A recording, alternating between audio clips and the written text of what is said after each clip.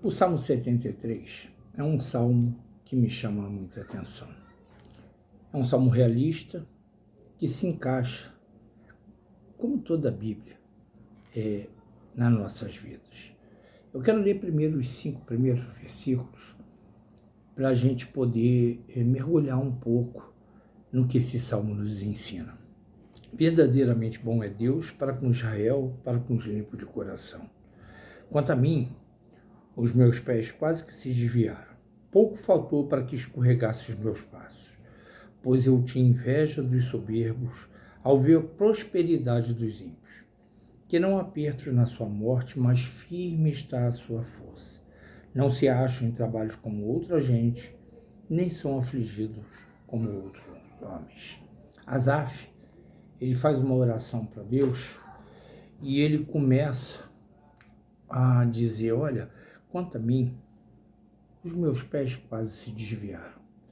Por que seus pés quase se desviaram? Porque ele começou a olhar as injustiças que esse mundo traz. E isso aqui é perfeitamente comum nos tempos em que nós vivemos. Aliás, em todos os tempos da humanidade. A injustiça, a maldade, a imperfeição é uma tônica no mundo a qual nós vivemos, nesse sistema a qual nós fazemos parte. Porque esse mundo ele jaz do maligno. E ele começa a dar uma causa específica para isso. E inveja dos soberbos. A pessoa soberba, ela transparente, ela começa a transparecer poder, autoridade. As pessoas não brincam com ela, não zombam. E ele fala que ele teve uma inveja. Talvez a gente não se inveja, não seja uma palavra comumente usada por cada um de nós, mas é um desejo oculto de ser como aquela pessoa. Um desejo em alcançar prosperidade e a soberba, ela está aqui dentro, oculta, dificultando a gente discernir aquilo que realmente está dentro de nós. Ele fala que ao ver o processo da prosperidade dos ímpios, às vezes nós clamamos, principalmente quando nós ouvimos certas igrejas dizer que você vai ser rico, que se você ofertar, que você dizimar, você vai ser rico, quando não é isso que a palavra de Deus nos ensina, né? Porque a palavra de Deus fala que riqueza é dom de Deus, e dom não é para todos, é Deus que dá segundo a sua vontade.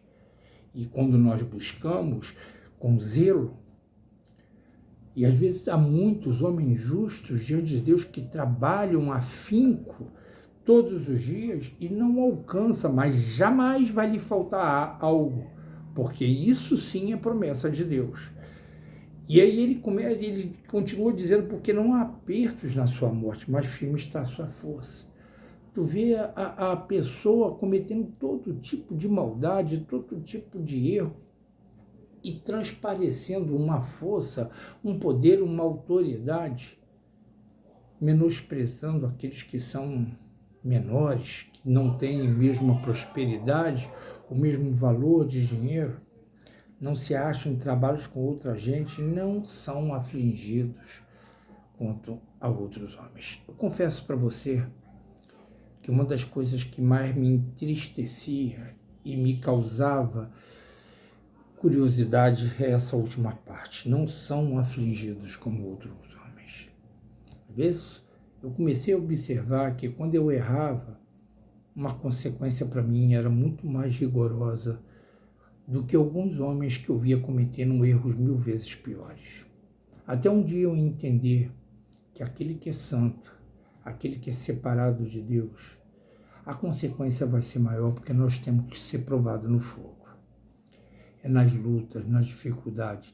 Você não pode ter a mesma prova do que um homem que é ímpio. Em você, habita o Santo, habita o Espírito Santo. E nós temos que ter uma vida de santidade.